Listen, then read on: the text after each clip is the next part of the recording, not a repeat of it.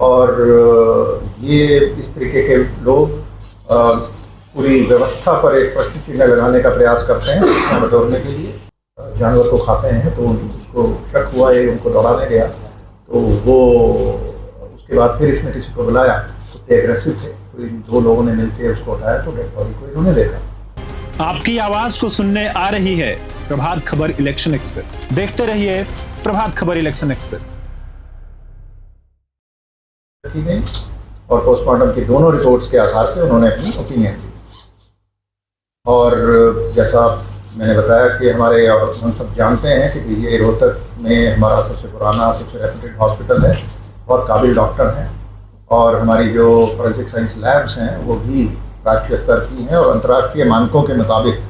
वो अपने सभी टेस्ट करते हैं। तो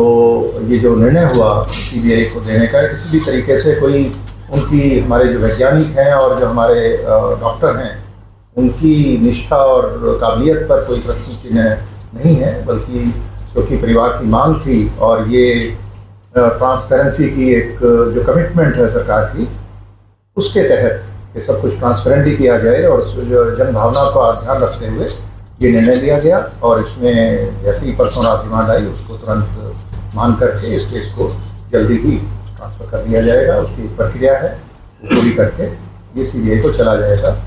और जिन परिस्थितियों में भी ये एक प्रकरण हुआ, ये सारा घटनाक्रम, वो सारी परिस्थितियां भी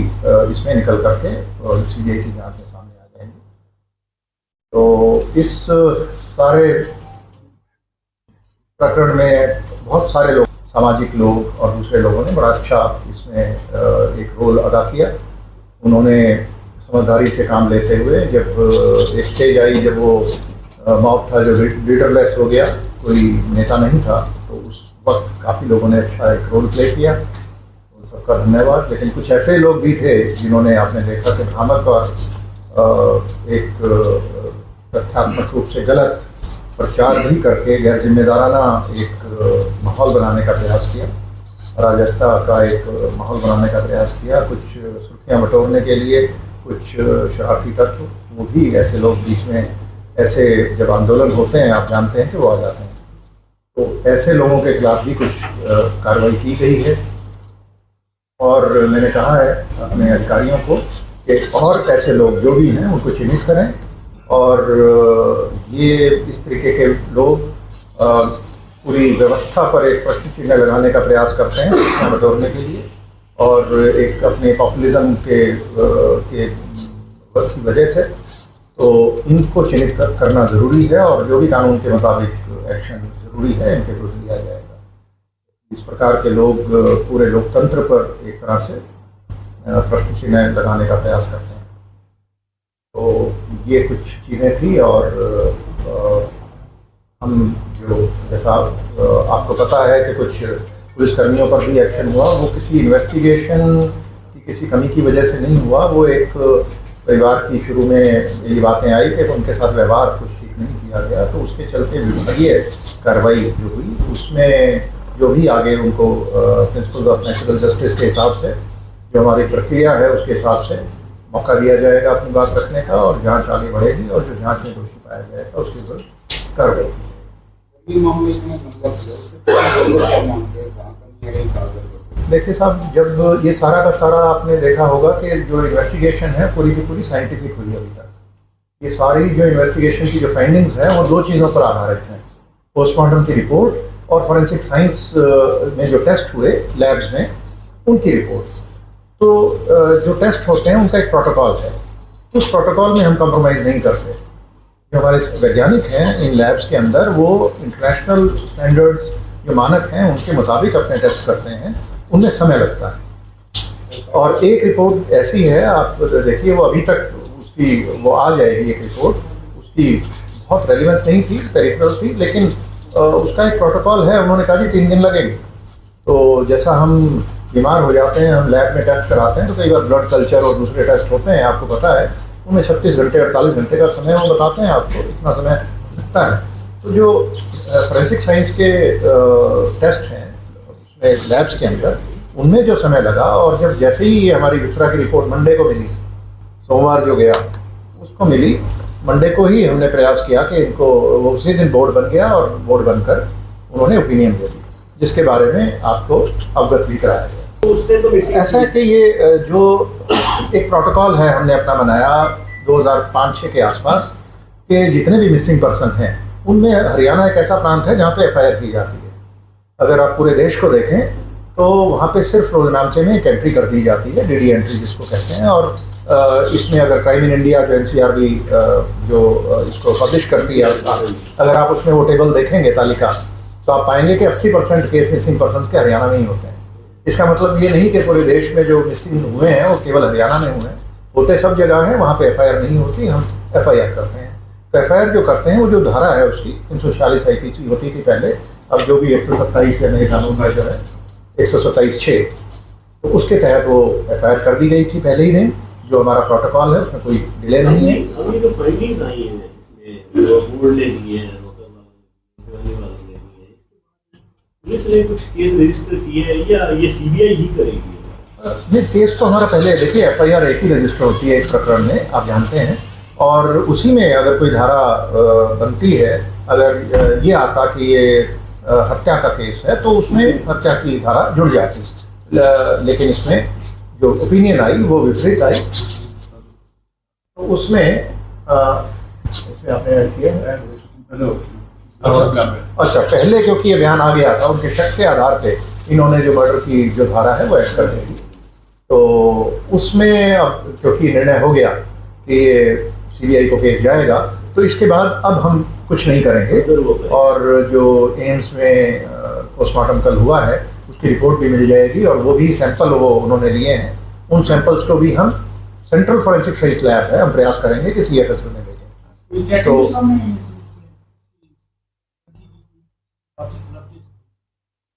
ऐसा कि वो उन डिटेल्स में अभी जाने का कोई बहुत अभी औचित्य नहीं है कि, लेकिन हाँ वहाँ पे ये ज़रूर है कि जैसा कि आप जानते हैं, बात पहले भी आ चुकी कि सुसाइड नोट वहीं पे मिला, और जो इंसेक्टिसाइड खरीदने की बात है इसकी, वो भी इसमें आ चुकी है, और जो जिस दुकान से ये खरीदा गया उनके बयान भी आ चुके हैं। तो ये सारी चीज़ें हैं, पर अब ये सारी चीज़ें अब फाइल पर आ चुकी हैं, इनको एज सच हम पुलिस फाइल को ट्रांसफ़र करेंगे सीबीआई को, और इसके आगे की जो इन्वेस्टिगेशन है वो सीबीआई करेगी। बार बार एक ही सवाल उठाया गया सर कि जो वहाँ पर स्कूल था, जिस कॉलेज में जाने की बात कही गई थी, उस कॉलेज के बारे में कोई डिटेल्स या किसी तरह की कोई बात नहीं आई कि वहाँ पर कोई सीसीटीवी फुटेज मिली हो या इस तरह की कोई बात आई हो? क्या वास्तव में लड़की कॉलेज में गई थी? कोई इस तरह की पूछताछ में कोई बात सामने? सारा इंसिडेंट सर कैसे वक्त की फाइंडिंग में क्या है, तो थोड़ा भ्रम दूर हो जाएगा, बता देंगे ऐसे गई थी, ये हुआ, तो थोड़ा सा भ्रम दूर हो जाएगा। वो डिटेल्स फिर जो इन्वेस्टिगेटिंग टीम है वो बेहतर बता पाएगी, लेकिन हाँ इसमें जो ये बात आई थी कि जो पहले दिन जब वो 11 तारीख का इंसिडेंट है, और 11 तारीख को करीब 1:30 बजे के करीब जिस बस में बिटिया ये आती थी घर से रोज़, तो वो ड्राइवर को फ़ोन करके उसने बताया कि आज मैं इस बस में नहीं जाऊंगी, और उसके बाद करीब आधे घंटे के बाद वो एक वीडियो फुटेज है जिसमें वो इंसेक्टिसाइड की दुकान पर उसकी प्रेजेंस बहुत दूर से है लेकिन वो दिखाई दे रही है, और जो इंसेक्टिसाइड खरीदने का एक रजिस्टर मेंटेन किया जाता है दुकान में, वहाँ भी एंट्री की हुई है दुकानदार ने, और दुकानदार के फिर बयान भी आए। उन्होंने बताया कि हाँ एक बच्ची आई थी और उसने ये परचेज़ किया, और उसके बाद की कोई उस एरिया में कोई CCTV कैमरे नहीं है, तो उसके बाद की कोई आई विटनेस अकाउंट हमारे पास नहीं है। और उसके बाद फिर जो 13 तारीख को जब बॉडी मिली, और वहाँ पे जो सबसे पहले देखा उस केस के एक मालिक हैं, उन्होंने एक लड़का रखा हुआ है अपने, तो उसने सबसे पहले देखा, और उसने देखा कुछ एक जैसा बताया गया मुझे कि कुत्तों का एक झुंड था जो कहीं इकट्ठे वो जैसे किसी जानवर को खाते हैं, तो उसको शक हुआ ये उनको दौड़ाने गया, तो वो उसके बाद फिर इसने किसी को बुलाया, कुत्ते एग्रेसिव थे, तो इन 2 लोगों ने मिलकर उसको उठाया, तो डेड बॉडी को इन्होंने देखा। तो सबसे पहले देखने वाले ये लोग थे, उनके भी बयान हैं, और उसके बाद से बॉडी को शिफ्ट किया गया सीन ऑफ क्राइम की एग्जामिनेशन करा के, और शिफ्ट करके जो पहला पोस्टमार्टम हुआ 13 को ही, उसकी जैसी रिपोर्ट आई उसके बाद परिवार संतुष्ट नहीं था, तो इसको रोहतक PGI रोहतक के अंदर सेकंड पोस्टमार्टम का निर्णय तभी लिया गया, और वहाँ पे भेज करके उस पोस्टमार्टम की पूरी वीडियोग्राफी भी करवाई गई और उसके बाद की घटनाक्रम आप सभी जानते ही हैं, तो जो मैं बता चुका हूँ। और अब क्योंकि ये मांग भी थी परिवार की और हम सबसे ज़्यादा महत्वपूर्ण हमारे लिए परिवार ही है और एक जन भावना भी थी कि उसका ध्यान रखते हुए सरकार ने जो निर्णय लिया CBI को कि इसकी इन्वेस्टिगेशन ट्रांसफ़र करने का, इसके मुताबिक आगे इन्वेस्टिगेशन बढ़ेगी और उसमें जो भी सहयोग हमारी तरफ से होगा वो हम CBI को देंगे। ये तो ये मामला है जो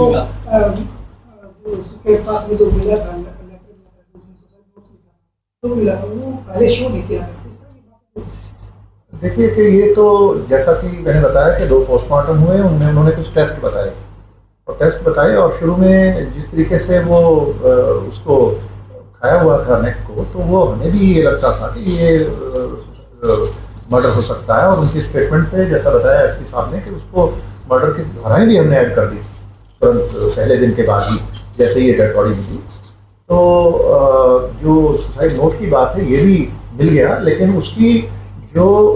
ऑथेंटिसिटी है वो एस्टेब्लिश करने में समय लगता है।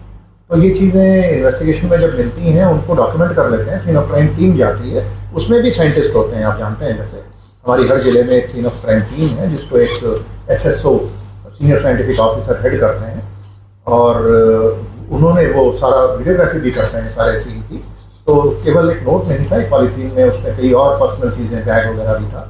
तो वो सारी चीज़ें मिली थी डे 1 पे उनको।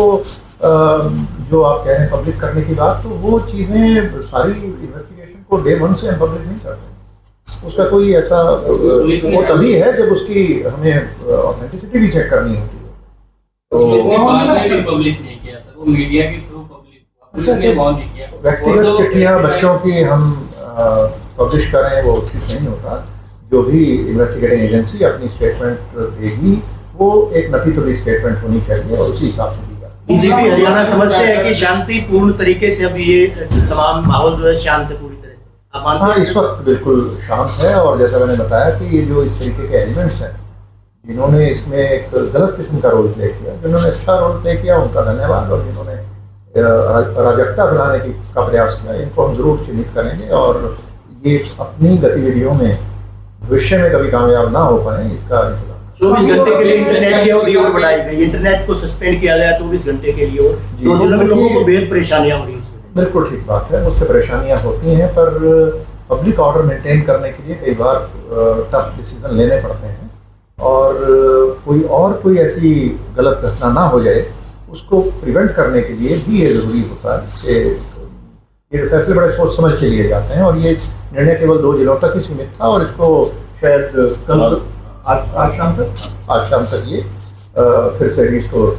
हो जाएंगे। कई बार यूट्यूबर अलग-अलग इस प्रकार का कहीं भी कोई प्रदेश में मामला हो जाते हैं। प्रभातखबर.com, विश्वास वही, रफ्तार नहीं।